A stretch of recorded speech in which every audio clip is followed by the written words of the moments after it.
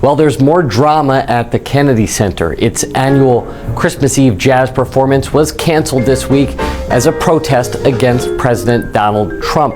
It all stems from the decision by Trump allies on the newly reconstituted Kennedy Center board to rename the facility as the Trump Kennedy Center.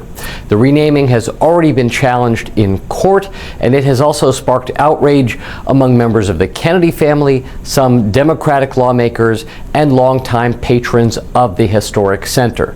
Jazz drummer Chuck Red, who has hosted the Christmas performance for nearly 20 years, told CNN that he canceled this year's event because, quote, "I've been performing at the Kennedy Center since the beginning of my career, and I was saddened to see the name change."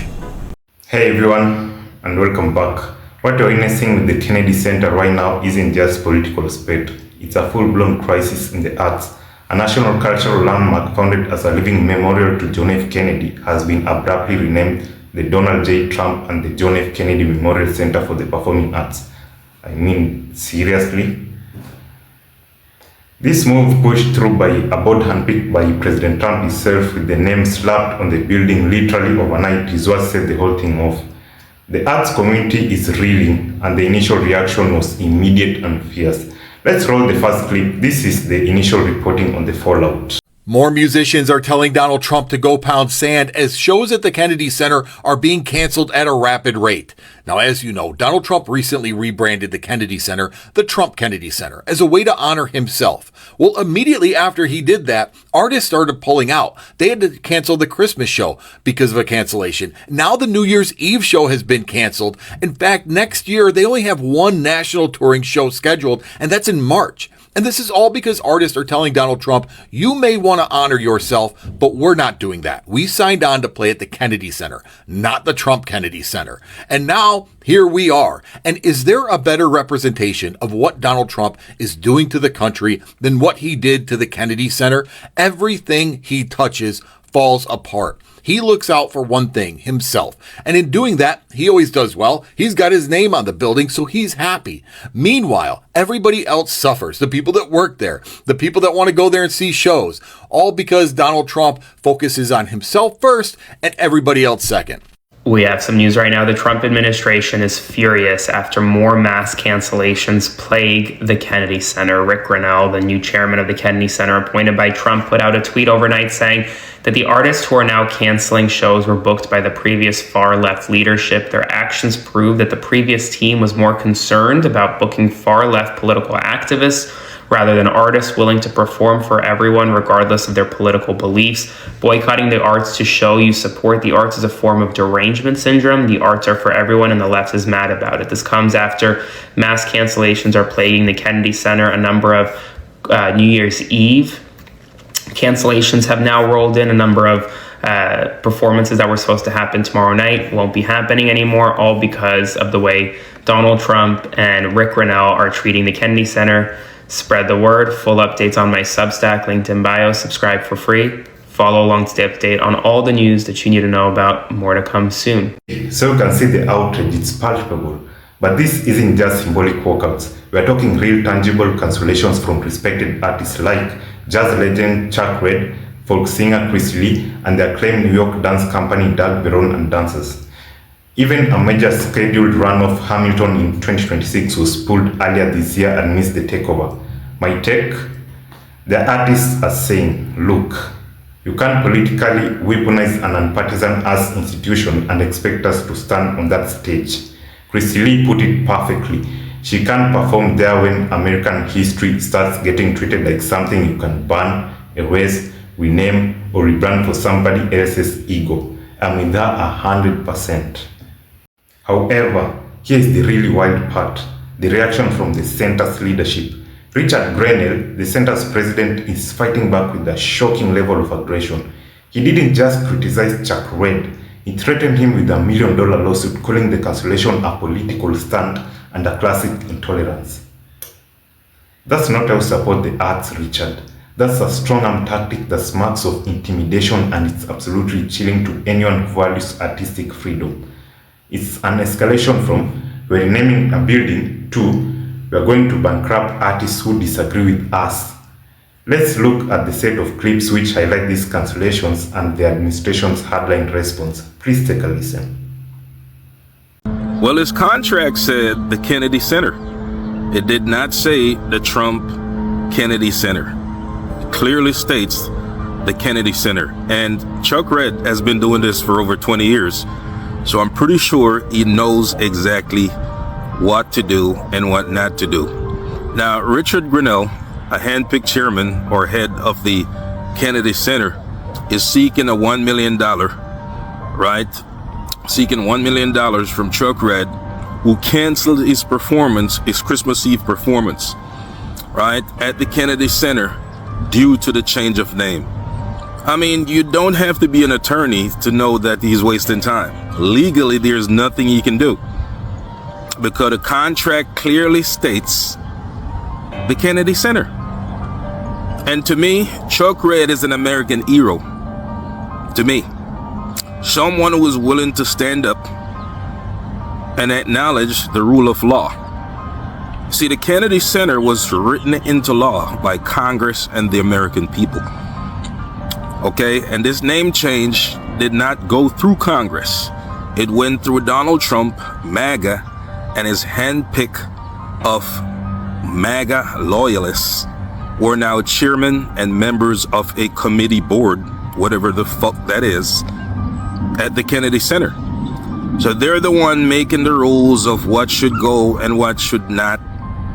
They're the ones who decided for the name change. It's not the American people via Congress. You understand what I'm saying?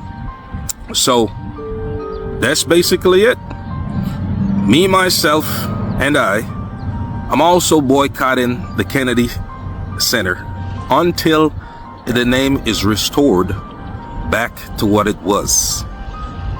Okay? The Donald Trump Kennedy Center, I'm boycotting it. When it's restored back to the rightful name, as is written into law by Congress and the United States people, then I'll go back there. You understand? Other than that, I don't recognize it, and I don't know what it is. Just like Chuck Red, I don't know what it is, I don't recognize it. MAGA and Trump are making up their own rules for the American public as they go. They're skipping Congress with a lot of things, and if you keep letting these little things slide one by one, eventually you'll have no country left. You understand? The rule of law does not apply only to the poor. It applies to everyone who walks this land called the United States of America. Okay? Stay woke. Peace. Guys, we have some more news. The Kennedy Center turmoil is escalating as, show cancellation sparked political fallout. This is developing right now, and it raises serious questions about politics and the arts. I mean, the Kennedy Center is dealing with a growing wave of performance cancellations, including multiple events scheduled for New Year's Eve. Several artists have pulled out in recent days. The backlash is now turning political. Overnight, Rick Grenell, recently appointed chair of the Kennedy Center by Donald Trump, publicly blamed the cancellation on what he calls prior leadership. I mean, in a social media post, Grenell said that the artists who are now walking away were booked under the previous administration of, the center, which he describes as ideological and partisan. He argued that the cancellations prove that those bookings were politically motivated and said that the arts should be open to all audiences, regardless of belief. But artists and critics tell a very different story, guys. I mean, they say that the recent change in leadership and the direction at the Kennedy Center have created an environment they no longer want to be associated with. The results, empty stages, canceled shows, and a national cultural institution caught in the middle of a political storm, which I think is just another distraction, by the way, from the Epstein files. That's just my personal opinion. So as of tonight, more cancellations are possible, and the question remains, what happens when art becomes a political battleground? Let me know what you guys think in the comments. My name is Jared Zisser. Follow me on Instagram, TikTok, Substack, and YouTube for breaking news, updates, and the full story. The controversy isn't just playing out on the stage, it's heading to the courtroom. The core legal argument, as we've seen, is that Congress, by federal law, designated the building as a living memorial to JFK. Critics, including Democratic Representative Joyce Beatty and members of the Kennedy family, argued that this name change requires congressional approval. not just a rubber stamp from handpicked individuals. They're already suing, and frankly, I think they have a powerful case here. You simply cannot just wake up and rename a national landmark to your own liking. So now performers are canceling their appearances at the Kennedy Center because Donald Trump put his name on it. And the president of the Kennedy Center came out and said in a statement that he would seek $1 million in damages against these musicians for canceling because they were making this into a political stunt. No, the only political stunt was Donald Trump sticking his name on the building. These musicians have every right as performers to not perform somewhere where they don't agree with what is going on. And we've had this debate before, but the conservatives out there have forgot this. Because back during the pandemic, there was a whole lot of musicians on the right who wanted to go out there and perform whenever and wherever, and they did not want to go along with any of the guidelines that were put in place. And it became a big battle amongst musicians and venues because venues would say, hey, if you're going to perform here, then people have to show proof of vaccination. And there were musicians who did not want to go along with that and said, we have freedom of speech and this is trampling on our rights. But now we have people who are saying, I don't agree with Donald Trump's political stunt. I don't agree with him putting his name on a memorial for John F. Kennedy. And so we're not going to play there. But now MAGA is okay with those musicians being punished, and there's no way in the world that you could ever make this one make sense. This is straight up authoritarian bullshit. This is straight up saying if you don't bow the knee to us and you don't perform for me and you don't sing for me, then you're going to be punished. We have never seen a president like Donald Trump, and he's absolutely trying to govern as though he's the host of Celebrity Apprentice still. That's the way he's been governing this entire time. He spends most of his time talking about celebrities, musicians, athletes, actors, comedians, late night talk hosts.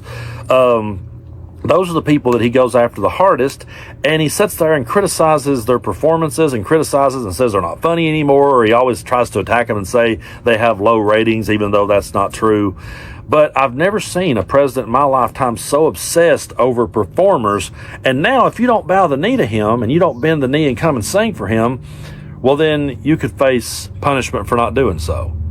And that's just straight up dictator. There's no other way to put it. There's no way I can sugarcoat this one. There's no way I can put a spin on this one any other way. I understand that when musicians enter into contracts, there's contracts drawn up on both sides, and if one cancels on the other, that the other one can hold the other one to account. I get all of that. But I also understand that the musician does have freedom of speech and has the right to say, I don't want to perform in this venue if this is how it's going to be. And so if you truly do value freedom of speech and freedom of expression, then you should absolutely support these musicians and say, you know what, if they don't want to play there, they shouldn't be forced, and they shouldn't be punished because they wouldn't sing for Donald Trump or wouldn't perform for him. Dear people, let me know what you think about this down in the comment section below. Are the artists right to boycott, or should they just perform for all people as the center's administration suggests? Drop your thoughts down below. And before you go, would you like me to find out more details about the ongoing lawsuit filed by the Democratic lawmaker? Or perhaps should I research the specific statements made by the boycotting artists like the Cookers or Chrissy Lee? Please let me know what you think about that down below. As always, don't forget to leave a like, and as always, ladies and gentlemen, cheers and peace.